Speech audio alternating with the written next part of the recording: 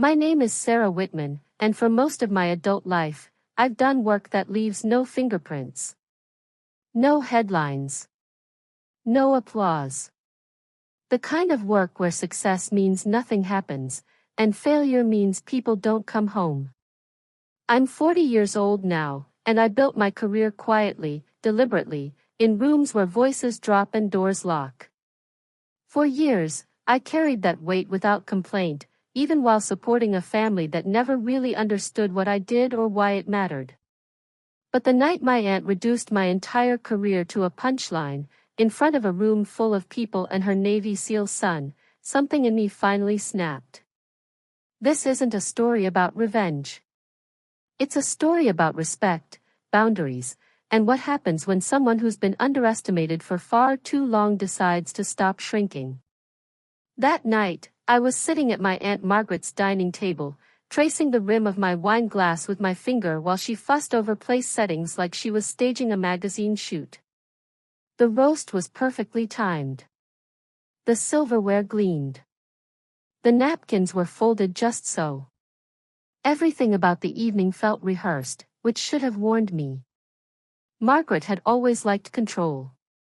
She liked narratives even more. "Sarah, honey, can you pass the bread?" she asked, smiling in that warm, practiced way she used when company was watching. She'd been my aunt for nearly 4 decades, my backup parent when my father died, the person who used to brag about me when I was young. But something felt off. The air was tight, like before a storm. Across from me sat her son, Daniel, home on leave, his dress uniform immaculate, his posture rigid in that way that never quite fades after years in special operations. The seal trident on his chest caught the light every time he moved. He'd been watching me since I arrived, not suspiciously, just alert. Like he was waiting for something he couldn't name. Margaret cleared her throat. "So, Sarah," she began brightly, "you're still doing that admin work at the base, right?" I took a slow sip of wine. "I run operations," I said calmly. "There's administrative work involved, but that's not the core of my job." She waved a dismissive hand. Of course, of course. Desk work. Nothing wrong with that. It's just not like Daniel's job. He's out there actually serving." I caught the flicker in Daniel's expression, a tightening around the eyes. He noticed things, too. "Different roles require different skill sets," I said evenly. "The military needs all of them." My mother tried to redirect, praising the food, asking for the recipe, but Margaret had already found her lane. She always did. "I just think it's interesting," she continued, "how some people deal with real danger, and others handle paperwork that supports it." Daniel set his fork down. "Mom," he warned. "What?" "I'm complimenting her. She has a nice, safe job." I could have corrected her then. Could have explained that my last assignment involved coordinating assets across multiple countries, where one bad call would have meant casualties.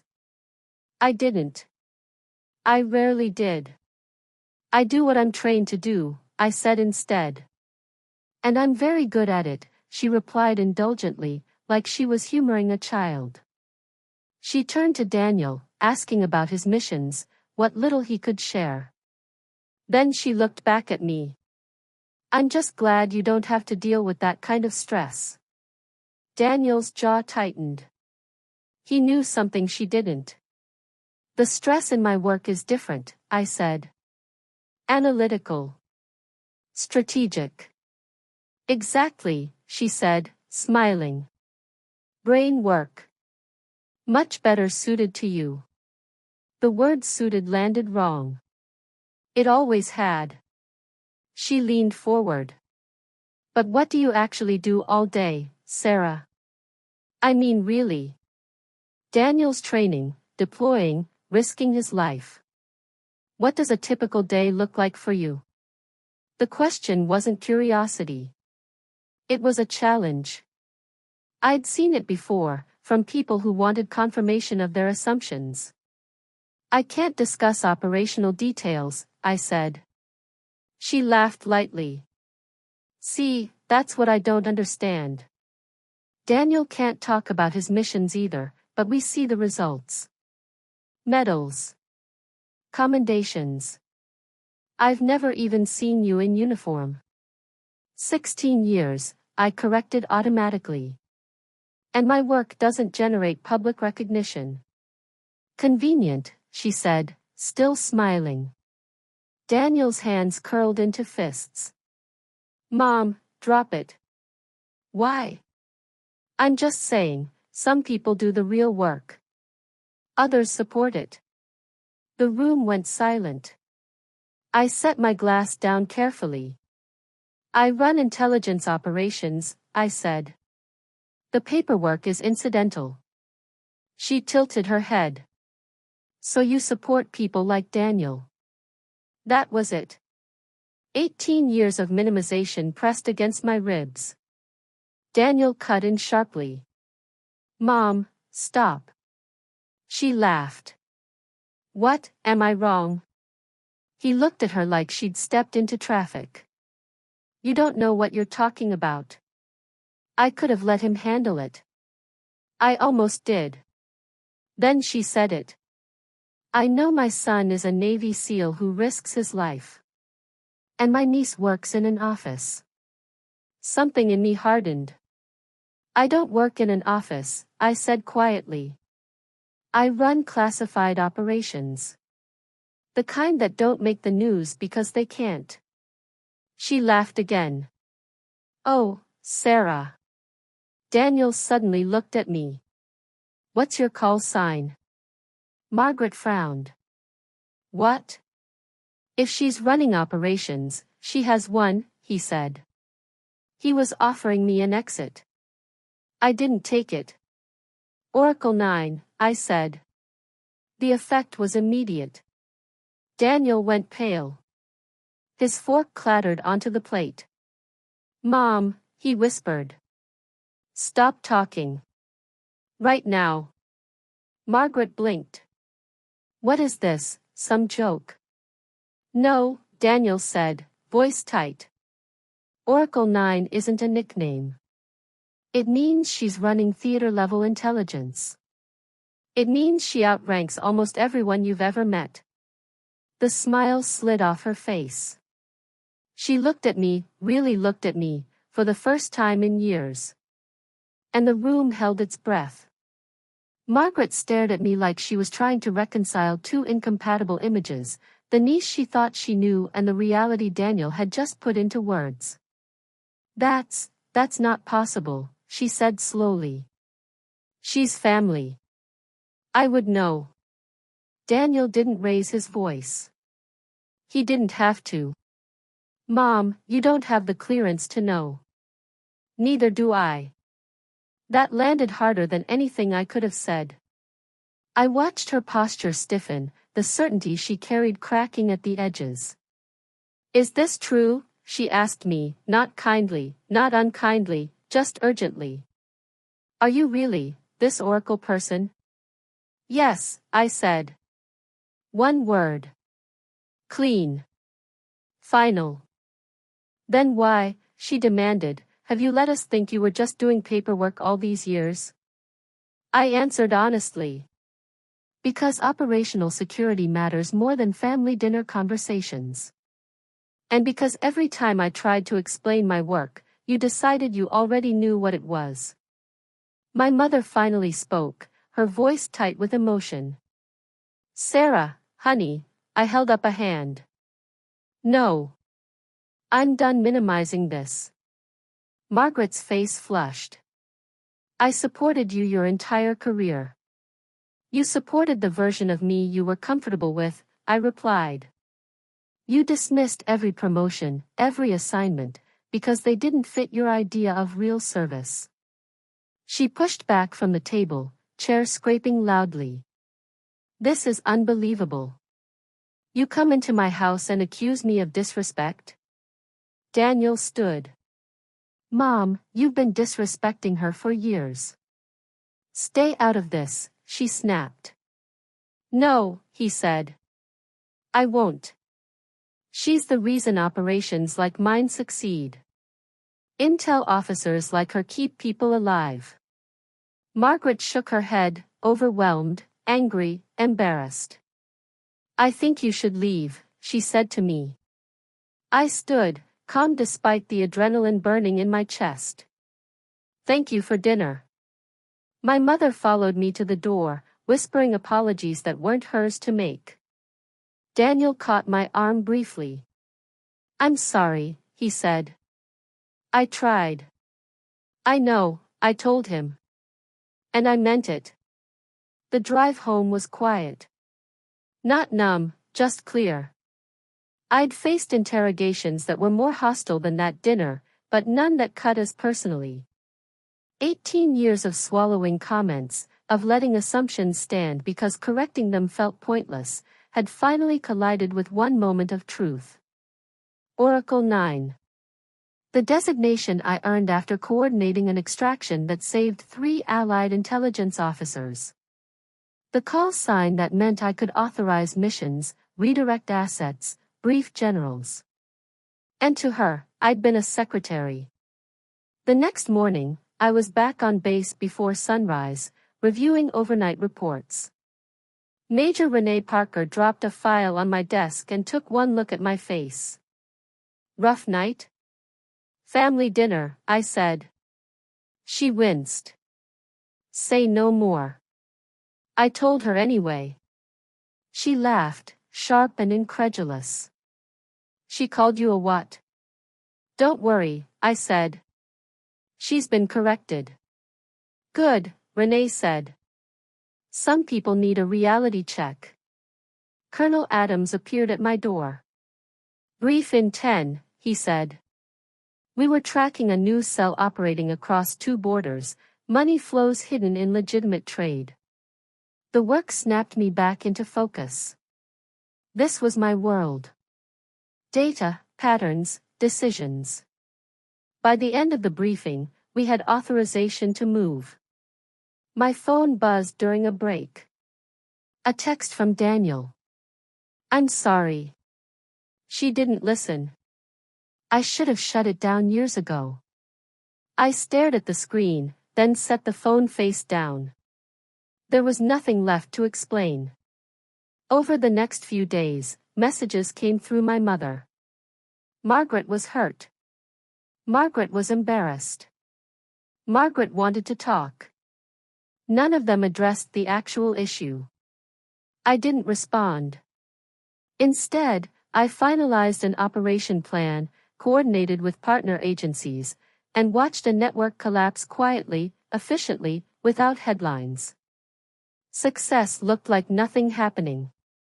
That was the point. A week later, Daniel called. She wants to apologize, he said carefully.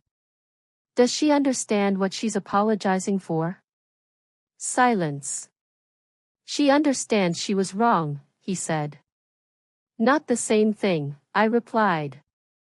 He sighed. I know. I softened my tone. This isn't about one dinner.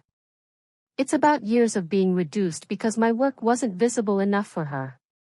You deserved better, he said. Hearing that from him mattered more than I expected. Time passed. Work intensified. We dismantled another network. I was nominated for promotion. The noise from my family faded as the clarity settled in. Boundaries aren't punishments. They're protections. I wasn't angry anymore. I was done negotiating my worth. When my promotion to lieutenant colonel came through, the ceremony was small, closed. My mother attended. Margaret did not.